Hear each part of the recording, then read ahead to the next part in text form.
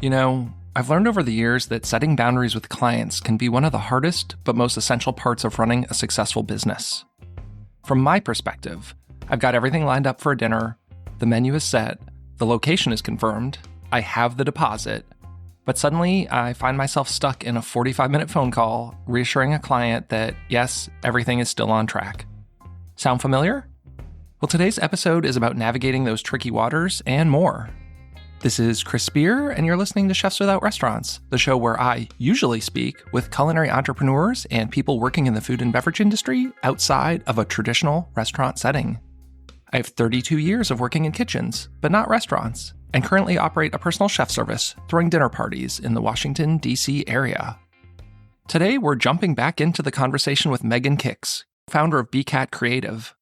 If you tuned in last week, you'll remember our discussion centered around branding and marketing insights, how to position yourself uniquely in a crowded market, and the importance of building an authentic brand that reflects your values.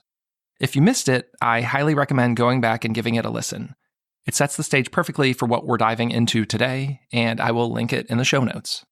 In this part 2, Meghan and I take things a step further. We'll be talking about how to manage client communication more effectively, the value of automating processes to save time, and how to set those crucial boundaries that protect both your business and your personal life. Meghan also shares her thoughts on what works and what doesn't when it comes to social media marketing, especially for those of us trying to build a loyal community rather than just chasing the numbers.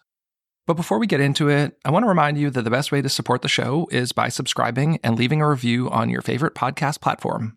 It really helps us reach more people in the culinary community, and I always appreciate the feedback. If you're enjoying these episodes, please consider sharing them with your friends and colleagues, anyone who could use a little extra inspiration in their culinary journey. All right, let's get back into it. Here's part 2 of my conversation with Meghan Kix of BeeCat Creative. But like for me, I don't need anything from you. I need to know what you like, and I'm going to send you a menu, and once we have that set, like communication's essentially done. And I have people who are like, hey, do you want to hop on a call about the dinner next week? And sometimes I reply, I'm like, what do you need? And they're like, oh, I just wanted to talk to you. And for me, it's like, we've got the menu. I have your address. I'm bringing everything I need. I don't need to spend 45 minutes talking to you. So can it be like a 5-minute call? Can it be a text? But I find a lot of people need a lot of reassuring about what they're getting. And it's like, okay, but that's just a lot more.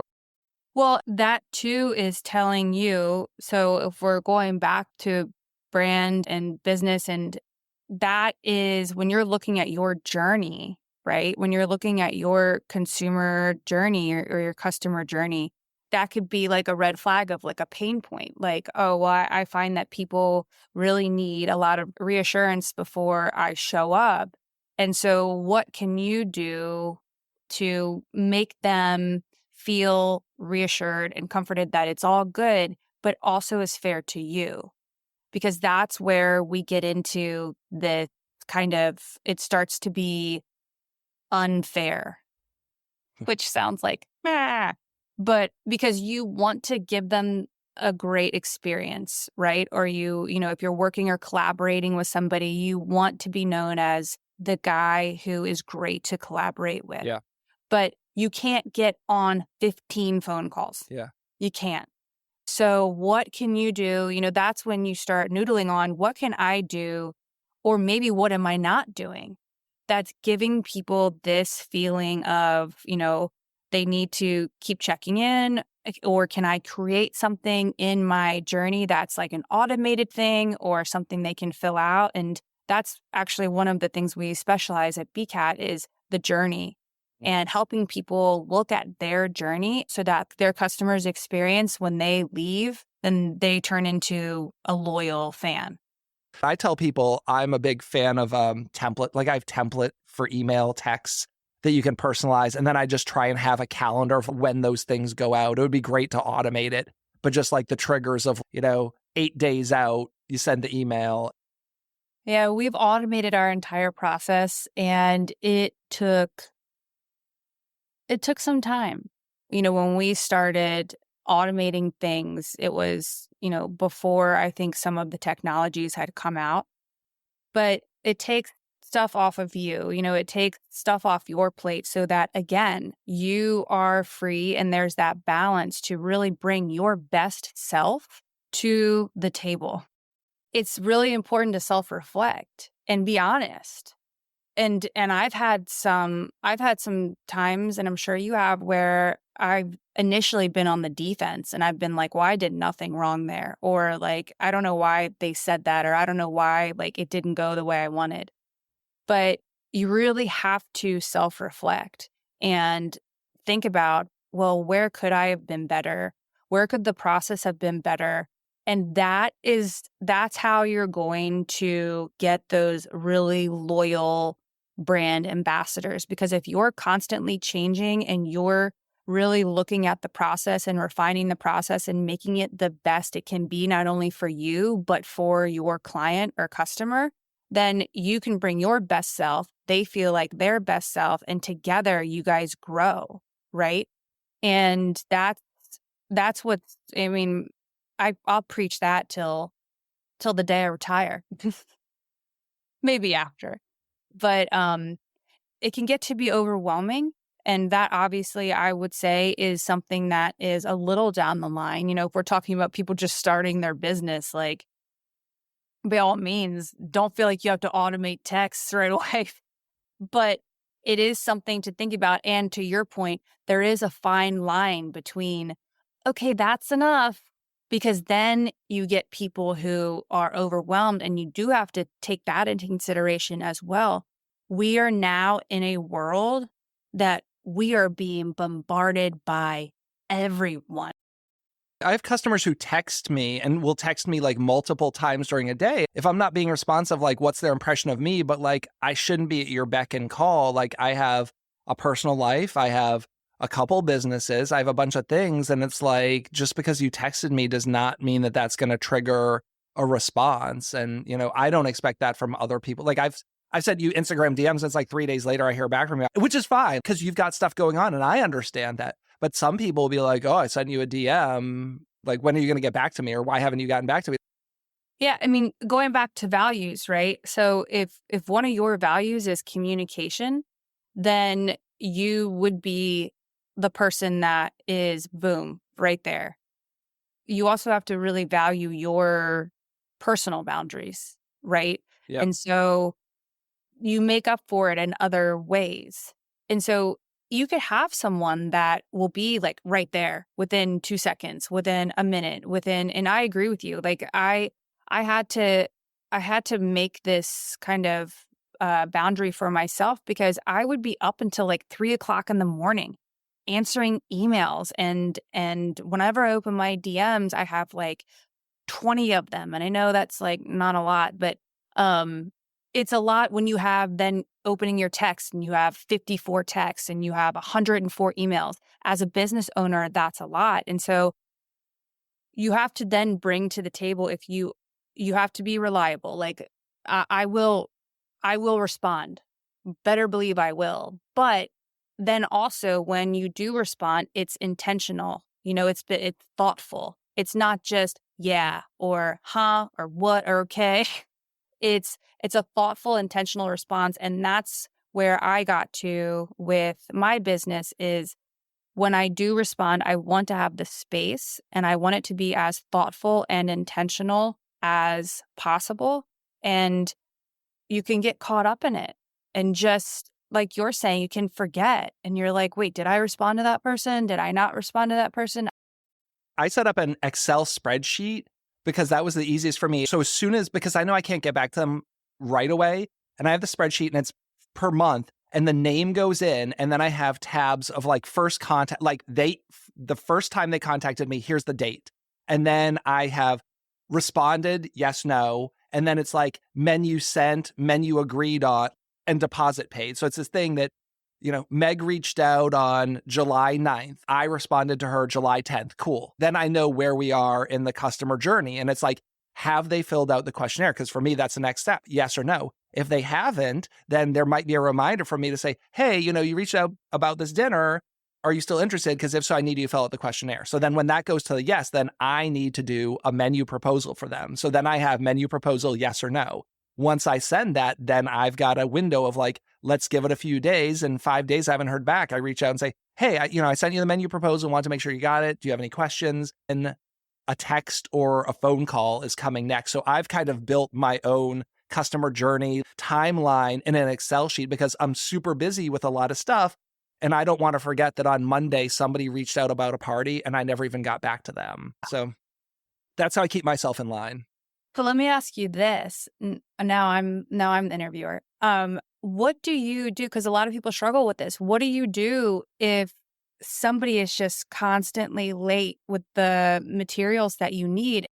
The big thing is like, I need deposits. Like, because of what I do, most people want weekends. And I make it clear up front that it's a minimum $200 deposit to hold a date. And if someone beats you to it, you're going to lose it. So if I've sent you a menu and I don't have money from you and someone comes in and they send me money, some people send me money before they even have a menu. Like, they want a party so badly because it's in my frequently asked questions. I'll get a random notification that someone dropped $200 via Zelle or Venmo just to hold the date. And then someone will come back with a menu and say, I'm sorry, I sent that to you 5 days ago and I didn't hear from you. Somebody came with money and the date's gone. Mm.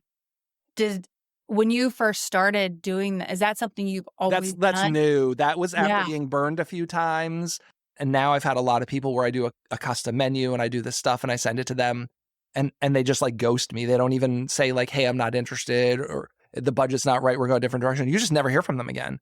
And that's a waste of time, Yeah. right? So like, how do we eliminate that? So like talking about like, how do you pre-qualify a lot of these people before you spend too much time into doing it? And one of the things is just like letting them know like, yeah, I'll put together a menu for you, but like until I have money in my bank account, the date is not yours. So like, go as fast or as slow as you like, but the date you want might be gone.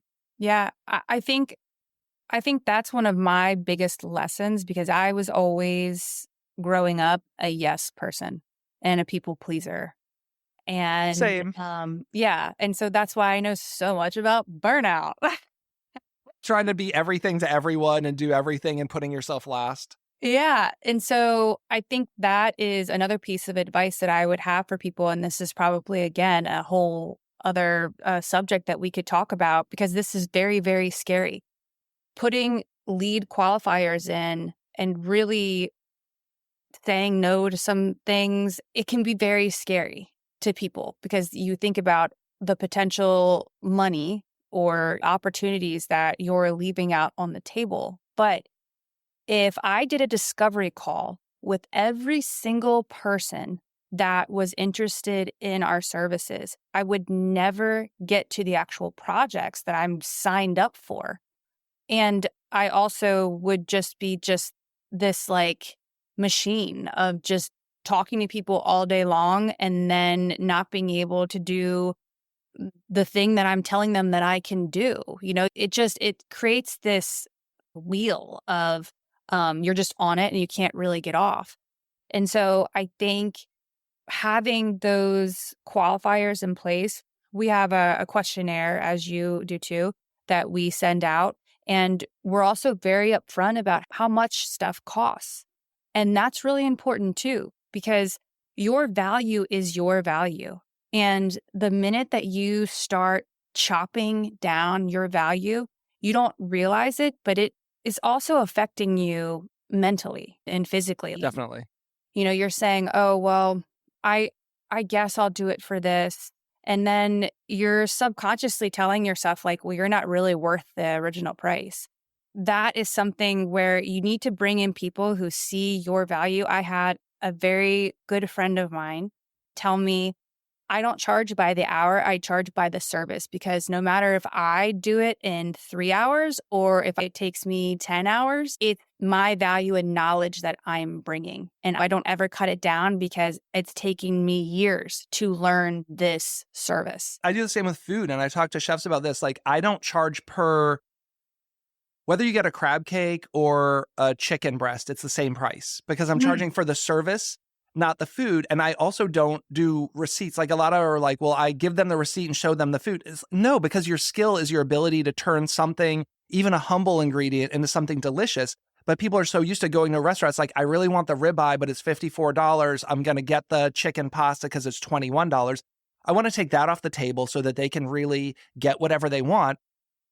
But I can make an amazing chicken dish. And I think that just because I can get chicken for $2.49 a pound doesn't make that dish any less delicious than a $25 a pound, filet mignon. So I just have base pricing. And some people say, well, like, I have a vegetarian, so if they get tofu, what's the price? Yeah, that's $100. Like, whether you're getting, like, I know everyone else is having a ribeye steak and one vegetarian's getting tofu, but there's no price break. And some of that is for ease. Like, I don't want to be pricing things out. Like, I've priced myself at a point where I know what my time is worth. And it's like some dinners I'm going to get a higher profit margin on, and some I'm going to get a lower, and it all comes out in the wash for me. And if you come to me with a dinner request, I don't want to take days to get back to you because I'm counting pennies. I'm just going to price it at a point where it's like, here's what it's going to cost to make it worth my time. I try and get a budget out of my clients at the start just to kind of see where they're at. And then their menu selections will, so if your budget's 100, you might not have a mini crab cake on the appetizer options. But if your budget's 200, you might, so that's how I work it. But yeah, for ease, for my sake, for everything, that's how I've decided to do it. But in actuality, if somebody is asking for, which is in my world, a change order, like tofu is, maybe somewhat, but that should be like an extra fee. I'd actually want to dip a little bit into like social media and social media marketing because that's such a huge thing. And I actually want to get your take on, like, Tim Ferriss would say, like, what is something you believe that other people don't? Like, there's so much advice out there. There's so many gurus. There's so much stuff. I want to tackle the bad stuff. Like, what do you see being pushed around in the world of like social media marketing and branding that you don't agree with? Is there anything that comes to mind where you're like, no, don't do that? I have to be really careful here. I have a love-hate relationship with social media. Many of us do right now. Many of us do. Yes, even though it is what I do for a living, part of it. And so that's why I'm like, I have to be careful because right now I'm in the hate phase. But you're trying to get clients and you're going to help them with this and tell them how to make their social media good. Yeah, and I'm just like, don't do it. Don't listen to the machine. No, but what I think is not for me, and I hope other people kind of get on this bandwagon, is to put out content. Well, there's two different things here. Let me back up a little bit. It depends on what your business is, right? And so my personal account is more of an artist account. I'm a photographer, and I do not subscribe to the machines. Put out content, put out content, put out content. That's just not for me. As an artist and as somebody who takes photos, and, it's not every day that you capture something that has a story, right? Just like as you were talking about this podcast, like sometimes it comes out and you listen to it and you're like, okay, what is there? What can I do? If you're cranking out content, then it becomes oatmeal. And so as an artist, I do not subscribe to cranking out content because it becomes just wash. That's my opinion.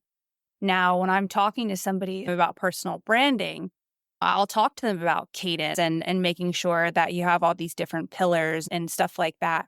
But for my personal brand, I produce content which feels right in the moment. And just to be completely clear, it has affected my growth. I haven't really grown. And so there is something to that, right? There is something to, hey, if you put out content, more people will see it, you'll become more popular, and, your account will grow, etc. But I've always just been kind of that kid that doesn't want to subscribe to like the norm. To me, follower count or, views does not equal talent or who you are. It's not your identity. Yeah. That really resonates with me. And that's something that I feel is kind of the downfall of where we're headed. I'm sure you've heard this, where I've heard record labels won't even listen to an artist that shows up with less than 50K. That's crazy. It's the same with like being I guess I'm in the micro influencer phase and like trying to get ad sponsors for my podcast. Like they want this huge following. It's like, well, I have a dedicated, like we have built a community, and these are people who I think would be interested in your product, but like I have less than 10,000 followers, and it's very hard to get traction if you have less than 10K, which is like a shit ton of people in my opinion. Like Yeah. 10,000 people following what you say and do. That's a lot. And think about it. Is your 10K, think about it like concentrate, like juice concentrate. You could have 100,000 followers, but are they really watered down? Yeah. Are they really loyal? You could have 10,000, but they're very concentrated. They're like, that juice concentrate where if you tell them, hey, buy this, do this, you could have a higher conversion rate than somebody who has 100. Do you follow Alex Hormozy at all? He's like a Gary Vee, but like more tactical on like building and growing business. But I was just listening to one of his YouTube the other day, and he was talking to this woman, and her business is, she's a dietitian, and my wife's a dietitian, so I have some basic knowledge of this. And her whole business is teaching other dietitians how to bill insurance companies, like using the codes, because that's something that's really hard. And when she had something like 20 followers, like 20 on Instagram, she landed her first paid like job from someone because it's super niche. And now she still only has like 1,500 followers, but she made like hundreds of thousands of dollars through her social media because it's so ratcheted down and targeted, because she's doing this very niche thing that people need. And it doesn't benefit her to have a million random people. She wants dietitians who have their own practice. And like, even if you just like, you can, it's like 1,000 True Fans. You know 1,000 True Fans by Kevin Kelly? Yeah. Yeah. Like you don't need a million people. Like No. you need like, if you had 1,000 people who really like followed you and what you do, that's more than enough. So like we're now thinking that we need tens of thousands, hundreds of thousands or whatever. But it's like, are those people buying their stuff? It's like, sure, I follow a ton of people online that I've never bought their thing and it doesn't benefit them in any way. So like, how do you find those people who are really interested? And I think when you have a local business, especially like me, Perfect Little Bites, it's easy to get caught up in vanity metrics, but I don't need a follower in Iowa. Like, unless he has relatives in my service area, that doesn't do me any good. And I need to focus my messaging on like local in the DMV, DC, Frederick area if we're talking about getting business. Now, Chefs Without Restaurants, that could be global because you can listen to the podcast all over. But for my local chef business, I really need to be targeting like this local demographic. Yeah. I mean, I don't know. Maybe that's the hot take. I know it's like not that hot or controversial, but it's really about community. And so if you can build a community, a really loyal, concentrated community, then that holds more weight to me than the number. And that's where I get really frustrated with social media and with people who, advertisers and A&R and whatever, looking at the number, because you could be missing out on somebody who is very talented, really knows their stuff, really knows their trade, but they're focusing on other things. They could be focusing on things that are more offline, more person to person. So that's kind of, I guess, one of my controversial things is I don't believe in cranking out the content if you are not feeling it. It starts to become forced. And that's what I'm seeing a lot of. Now, if you do stuff like this, like if you do a long format and you're able to cut it down and you have this really great hour-long conversation that you're able to cut down and it feels great, and then you're cranking that out, fantastic. But if you're waking up in the morning and you're like, oh shit, I have to post something, let me dance around in my kitchen and put some words over top. Which is what a lot of people are doing, right? They feel that. Like, save it. Yeah. I'm sick of seeing it. You're sick of seeing it. We're all sick of seeing it. I have this, it's like one of the metric tracking things for Instagram. I signed up years ago, and like every week they send you a recap, and there's one that's like, you made 0 posts this week, and it's like a dog frowny with like a blanket over his head, like making you feel guilty that you didn't post anything this week. It's like, that's fine. Yeah, I really think it's because when we first started BeeCat, it really was about quantity. and wasn't really about quality. And then it jumped back to quality, and then it jumped back to quantity, and now it's jumping back to quality. So you don't really have control over it anyway. It's whatever the machine decides. And so do what works best for you. Do what feels authentic to you, and do the thing that and set up the system that then portrays exactly who you are. Because Yeah. if you're somebody who's setting up a system where you're like, dancing around and doing B-roll and like pretending like I'm writing and like, hey, how did the camera get outside of your bathroom? And now you're acting like, oh, the camera's there. You set it up. Um, that's that to me just portrays a phoniness, and I personally don't like it. So I'm taking a stance on it. But to people who do it and it works for them and they're making like 50K a month and they're like, whatever, lady, enjoy your room with your shoes, then that works for them.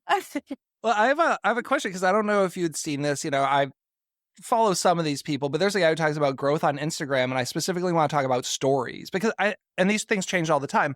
And he's saying that now the big thing is that stories, you should not be sharing anything from anyone's wall, whether it be yours or anyone else's stuff, that it's not about discovery, it's about nurturing your community. And I bring this up because I think every single thing that you share personally or BeeCat in the stories is someone else's stuff, which I think is super cool, because I like it for discovery. It's like, again, like almost like a tastemaker. You're like, this is the music I like. This is the news story this week. You do the roundup of like the coolest shit we found on the internet, like, but what I'm hearing is that is the exact opposite if you want people to see your stories. I don't know if this is something that you have heard or seen and have an opinion on, but now it's like we are being scared to like not share things to stories anymore, that you should upload like a unique picture and not be sharing. Because if you're sharing it, someone posts something that you think is cool, that they're going to consider that not, I think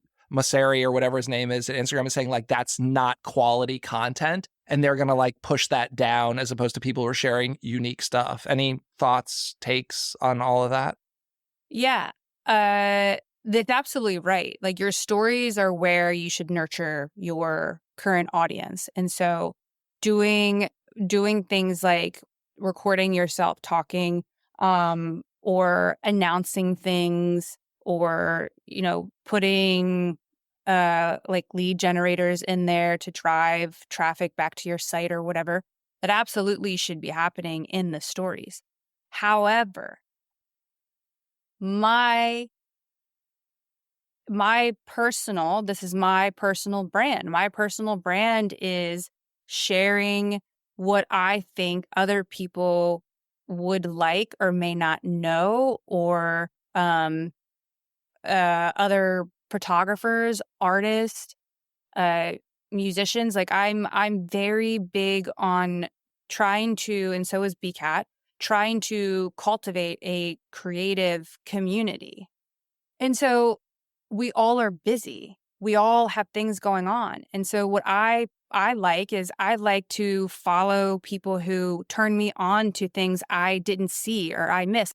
And so I think it's a nice balance. I think it's like, having a nice, in between of sharing stuff that's personal to you to nurture, but also I think it's important to share other people's stuff, other artists' stuff, other chefs' stuff, because we are in this together. It's a community. And to me, it's semi-selfish to only talk about, that's where like I don't get on board with kind of some of the people on social media, where it's like they're not sharing anything about anyone else. They're just talking about themselves all the time. They're in it for themselves all the time. And they're not really in it for their community. And that's super, super important to me and to BeeCat, is cultivating this amazing creative community and showing people. That's why we do the coolest things that we saw on the internet, because it's not only helping and sharing the artist that we saw or the thing we saw, but then it's also showing to our followers, hey, if you missed this, because we all know you've been editing for 15 hours, here's this. And it's like, oh, cool. So they know that it is the spot to find new things that maybe they missed.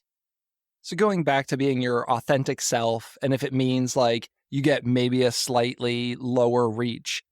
Again, there's different businesses. There's different people that do different things. And so approaching it as a creative agency, we would approach it differently, depending on what your business is. But for me personally and for BeeCat, this is kind of how we roll. And I've had people say, hey, you don't have many you don't have many followers, or you don't do this or that. And I'm like, no, we don't, because that's not authentic to us. That this is how we show up, and when we show up, we show up. Our content is, in my opinion, really great, because I'm not forcing my team to crank out stuff that doesn't feel good or authentic to them. Now, that is what works for our business, but we could have clients that say, hey, I want to do this, or I want to have this growth, or I want to see this metric. And then, we still have the knowledge and ability to make that shift. We know, I always say this to people close to me. I'm like, I know what to do. I know the thing, and I could totally bring someone else and have someone else do the thing. But like, I don't want to do the thing, but I know what I should be doing. I know that I should be doing X, Y, and Z, but it doesn't feel authentic to me, which I think that's the proof of somebody who is really, really good as a consultant, which I'm sure, you would be as well. Like, I'm sure you know how to make certain dishes. 100%. I give advice all the time that I don't do myself. Yeah. And those that can't do, what's the saying? Teach those who Teach. can't teach, or something like that. Yeah. And I kind of, I live by that principle a little bit, because just because it doesn't feel authentic for me doesn't mean that it's not right for you, and doesn't mean that I can't show up and advise you and creative direct you in that thing.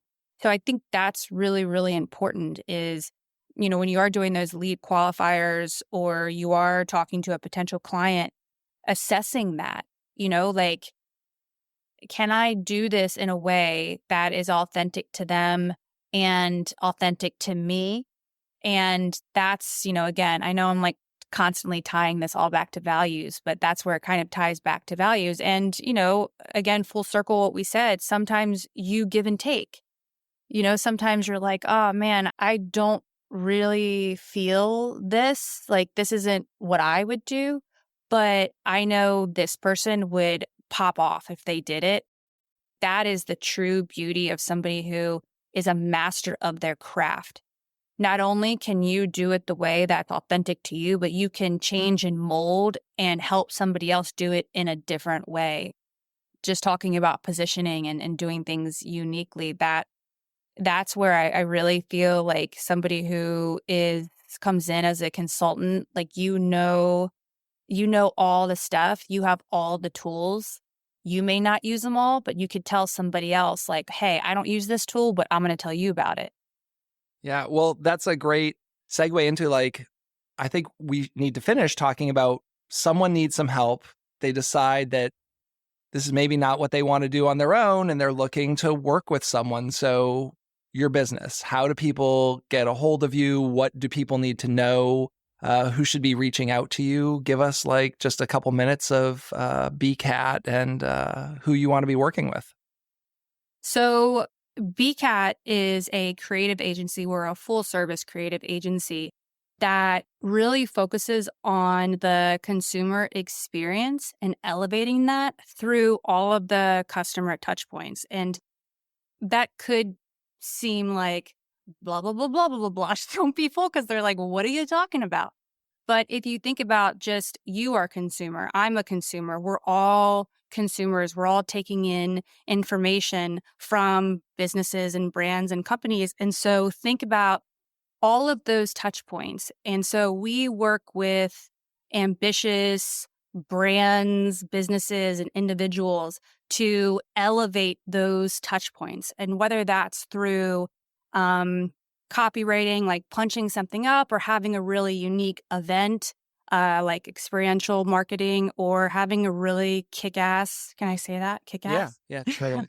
Marketing campaign that, and this has been said again and again and again, but it really is true, through memory, memory recall. People want to be remembered. And so we help B2B and B2C on how to do that and how to stand out and differentiate yourself. And we find that a lot of businesses or individuals have trouble with that. How am I unique piece? And that you could have something that is common, something that you do that other people do, and how you set yourself apart is through those touch points and through that human. We're all about bringing back the human connection. I am very passionate about that. So bringing back that human connection, and that's how you're going to get remembered, even if you sell something or you offer something that other people do. You can tweak it and make those touch points elevated and awesome, so that like, oh, I got this really cool email, or they had a really great event or a pop-up. And so we do that. We basically take our creative brains and come up with awesome ways to make people stand out from the crowd. And I mean, our tagline is what's beyond the ordinary. So we're all about partnering. And so our agency is a consumer, we're advocates for consumers, but we're brand partners. And so we really believe in partnering with brands and collaborating and bringing them along on the journey. However, who we don't or will try to help lead the horse to water are the people. If you come to us and you say, hey, we need this and we like it to be done this way because we've always done it that way. I mean, if it's working for you, then cool. We'll take that thing that's working and we'll elevate it. But if it's something that is dated or kind of stale or it's been done before, we're going to try to push people to do something that makes them stand out. So I think the biggest thing that separates us from other agencies is we really integrate creativity with strategy too. You absolutely cannot have any type of marketing or any type of creative or even just content videos without that strategy. And so we're known for our strategic approach. It's hard to be a creative and a strategist, but somehow I've done it. Now, do you work with people who are just starting? I know typically what I think I see is like people bootstrap in the beginning and they do all this and they've maybe established their brand and then they're like, oh, I've got some money, I should hire this person. But would you recommend for someone, like if they thought that it was important and had a budget to work with someone, like getting, working with you from the start? Yeah, absolutely. I mean, we have an entry level type division, which is our Launchpad division, and that's more of the consultancy. And so that's always a great place to start. A lot of people that start out, they have that budget, but they don't realize going with a huge agency, and we're not the huge agency, but going with they will eat up your dollars like that. Sometimes it's beneficial to go with a smaller creative agency or bringing on a consultant so that you can kind of get the lay of the land and an understanding of how much things cost and how things work. And then we can go more into a retainer or a project or, something bigger. But that's what I recommend to people, because when you're going into something without the knowledge, I mean, you know this probably with food. When people go into something without the knowledge of how much it costs, you can have a little bit of a, wait a minute, what? I thought it would be this and it's this, or like sticker shock or whatever you may call it. And so I think getting the lay of the land for someone starting out is really important. So that's what I would recommend if people are listening to this and they want to start something with us, would to be the consultant route. Or we can do a full project if you want to just jump in. Well, do you have anything you want to leave the listeners with before we get out of here today? Oh, well, I should say how to contact me. And I always put things in the show notes. Regular listeners know that, but tell us how you want to be best contacted, the easiest way, and then I'll drop those in the show notes. Okay, cool. So we are on Instagram is like our main vein.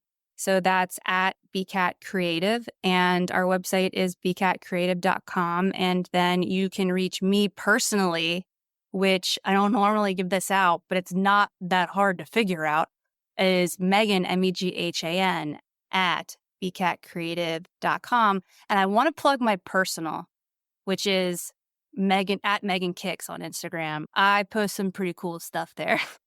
Well, it was great having you on the show. I'm glad we could finally do this. Yeah, thank you so much for having me. I'm so excited about this. I feel kind of big time. You are big time. And thank you to all of our listeners. As always, this has been Chris with Chefs Without Restaurants. Thanks so much for listening and have a great day. You're still here? The podcast's over. If you are indeed still here, thanks for taking the time to listen to the show. I'd love to direct you to one place, and that's chefswithoutrestaurants.org. From there, you'll be able to join our email newsletter, get connected in our free Facebook group, and join our personal chef, catering, and food truck database so I can help get you more job leads. And you'll also find a link to our sponsor page where you'll find products and services I love. You pay nothing additional to use these links, but I may get a small commission, which helps keep the Chefs Without Restaurants podcast and organization running. You might even get a discount for using some of these links. As always, you can reach out to me on Instagram at Chefs Without Restaurants or send me an email at chefswithoutrestaurants@gmail.com. Thanks so much.